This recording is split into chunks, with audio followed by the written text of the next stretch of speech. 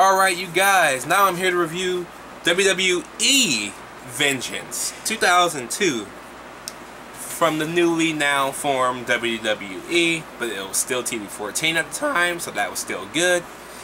But anyways, let's get it started. So right off the bat, we have the Dudley Boyz versus Eddie Guerrero and Chris Benoit. So tables elimination match. I'm not sure if they actually called it an elimination match, but somebody got put through a table and they were eliminated. So I'm calling it the tables elimination match, similar to what the WWE video games had. And speaking of which, the set of this pay-per-view is the exact same set from WWE SmackDown Shut Your Mouth, the best SmackDown game on the PS2 to date. The little red V and everything. I'm like, oh my god, they actually took the set and put it in a PS2 game. A PS2 game. That was awesome. That was awesome. I did not know that was an actual set. I thought that was just something for the game. Wow. Wow. Anyways, this match was great. I loved it, man. I fucking loved it, man. Oh man, Eddie Guerrero and Chris Benoit, man. What the hell? Just great wrestling chemistry between those two. With the Dudley Boyz, that's a different spin on things, but you know what? It was actually pretty damn good. Eddie Guerrero was, I think, the first eliminated in this match, and of course, the Dudleys will pick up the win for this one. The next match, you had Jamie Noble, part of now known as J&J Security, versus Billy Kidman. Billy Kidman, my god, the boy I grew up with watching in WCW, finally in the WWE, and kind of not getting used right. But yes, this was for the Cruiserweight title. You know, the WCW Championship WCW Cruiserweight title. Yeah, that one. Anyways, it was an alright match, not something memorable because, you know, WWE wants good talented superstars to hold back for whatever reason. So when Kidman's wrestling, you can actually kind of see that he was a lot faster in WCW. So yeah, and the fact that you had Jamie Noble go over Billy Kidman was like this to my face. You know? Anybody remembers Nydia? Nydia. Yes. Anyways, match 3, you got William Regal versus Jeff Hardy for the European title. This was pretty damn good. You got two of my favorite wrestlers in the ring together. What else can go wrong? Nothing. That's right. Nothing but awesomeness that this match had between William Regal and Jeff Hardy. Loved it, man. Fucking loved it. Jeff Hardy wins and becomes the European champion. Wow. I think that was like the final year of the European title, because I don't think I remember hearing about the European Championship in 2003. I really don't remember that in 2003. The Cruiserweight title, I remember going all the way, I think, into 2004. Then that was it for that. But I think this would have been the last year of the European title. So that's kind of sad. It kind of sucks. But yeah. The next match was Chris Jericho versus the rookie John Cena. Everybody remembers the rookie John Cena, not the Thuganomics John Cena. I'm talking about the tight shorts, the red, yellow, purple, whatever shorts he had on. I think he had an orange in this one, with the red, the orange pads, and I think it was white boots. Cena, yeah, that Cena. The original John Cena, not before all the word life and the Marine gimmicks. No, he was just a regular wrestler looked like in Cena. I was like, wow. I forgot all about that Cena until I remember Cena dressed like that when he debuted and fought Kurt Angle. But I didn't know it spread it all the way into 2000. Well, not all the way into 2002. He debuted in 2002. I didn't know it lasted all the way until Vengeance. That's funny. But yes. Rookie John Cena You know what?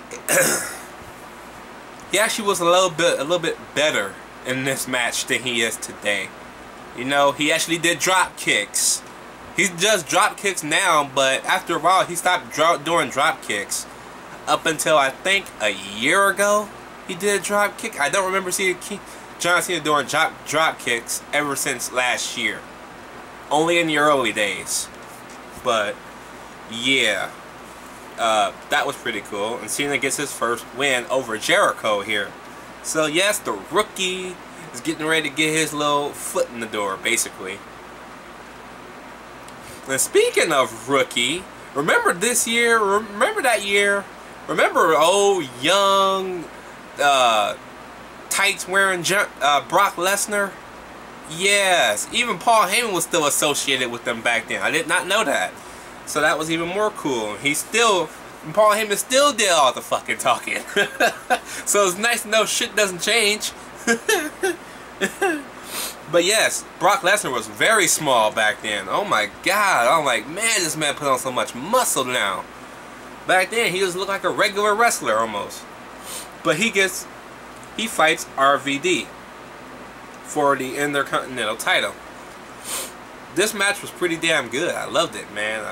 Brock Lesnar took it to him, and RVD had a fucking ways to go. And it's kind of weird seeing Paul Heyman diss RVD a lot in this match, when just no more than, I would say, 4 years later, he would help RVD actually win the WWE Championship at ECW One Night Stand 2006.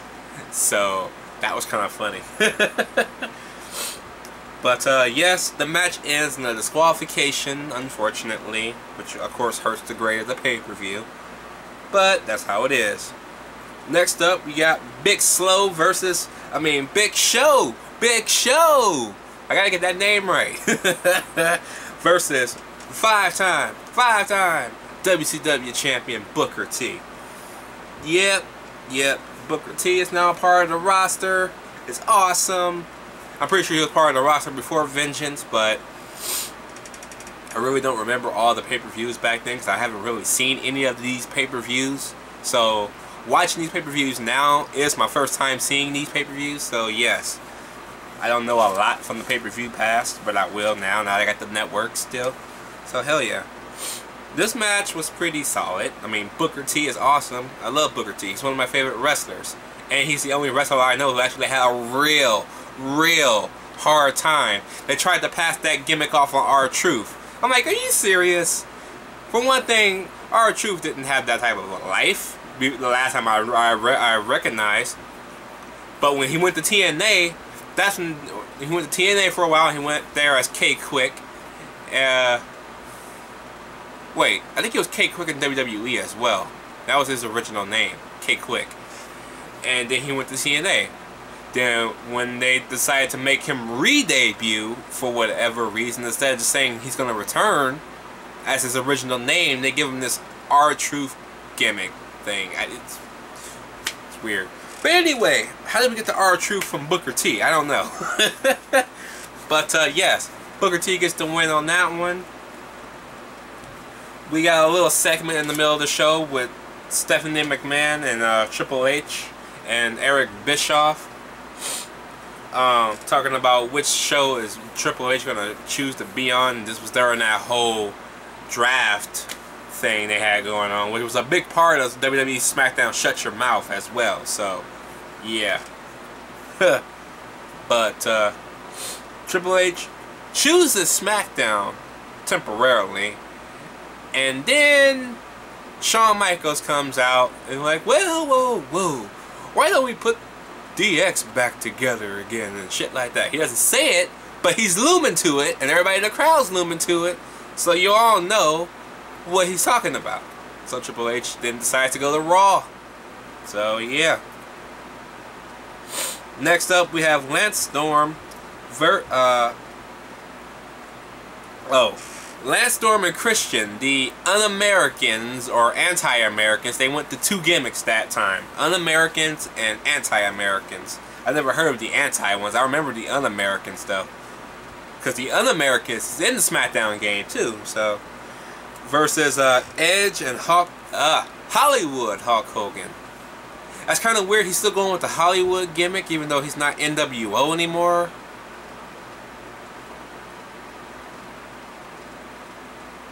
I don't know.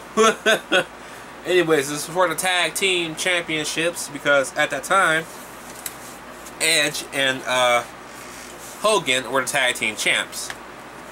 I remember that one plain as day.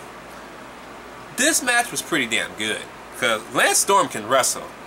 When you actually see him in a wrestling pay-per-view that's not WWE, he can wrestle. He can fucking wrestle. Christian can wrestle as well. Now that he's older, he wrestles a lot slower now. And I hate his finisher because you can easily just reverse that easily. Christian, you need a new finisher, bro. I'm sorry, but you do. And I remember that time, this was during the time they were calling Edge and Christian brothers. But they're not. They were just friends. But they went to that brothers phase, kind of like Kane and Undertaker. But yeah. So that was kind of interesting to see them on separate sides. One's the heel and the other one's face. Man, Edge and Christian as a heel were awesome. Them as a face were awesome. Them going up against each other is awesome. There's nothing they could have done wrong with Edge and Christian. There's nothing. Oh man. Well, yes there is.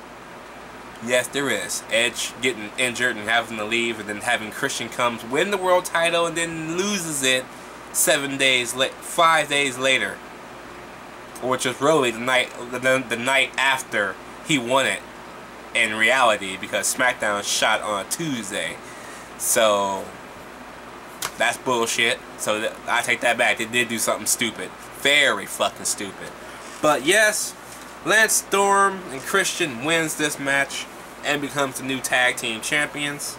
So the Un-Americans takes it. And then the last match, it's a triple threat for the Undisputed Championship. We have The Rock versus Kurt Angle versus The Undertaker. This is by the time Kurt Angle actually has the bald head. So that was even a little bit more funny to see him fresh with the bald head. But yes, this match was good. This match was awesome. This was easily match of the night. Oh my god, this was brutal shit, and I loved it, man. I fucking loved it. Especially, well, who hit who with the damn chair? Because you heard that shit, boy. I had to rewind it because I was like, god damn, did his skull crack? Who did that? I think that was Kurt Angle. I think he hit the Undertaker with the chair. Yeah, it was him. He hit the Undertaker with the fucking chair, and god damn, that sounded like it hurt. Like, even King and JR are calling this match, good God, he literally knocked his brains out. JR. Oh my god, that was good stuff, man. Damn, they don't make it like this no more. They don't make good shit like this no more. You can't even crack a dude on the head with a chair nowadays. But that made for good entertainment, and that actually made for a better impact, because you could actually fucking feel that shit, because you can hear that shit like a whole half a mile fucking way. You know? Holy crap. Undertaker got his ass whooped during his big evil gimmick. Cracked in the head in a chair by Kurt Angle. The very next year, getting his legitimately broken hand, smashed by a fucking steel chair with Brock Lesnar during a Hell in a Cell match. You the man, Taker. You the fucking man. I give it to you on that one. That's why you got so much fucking respect.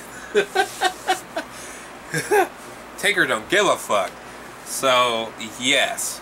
But all that awesomeness aside, The Rock wins and becomes the Undisputed Champion. If you smell what we're cooking. I'm giving WWE Vengeance 2002 a B+. A very enjoyable show. Oh, this was awesome. That match was awesome. I need to watch that match again. Just how fucking awesome it is. I need a Vengeance compilation Blu-ray, because I buy that shit. Anyways, let me know what you guys think about Vengeance 2002 down below. Did you like it? Did you hate it? I'm going to try and fit one more Vengeance in here today if I can. If not, And I'll see you guys when I review the next Vengeance, because I gotta review some more Halloween stuff as well. So yes, see y'all later.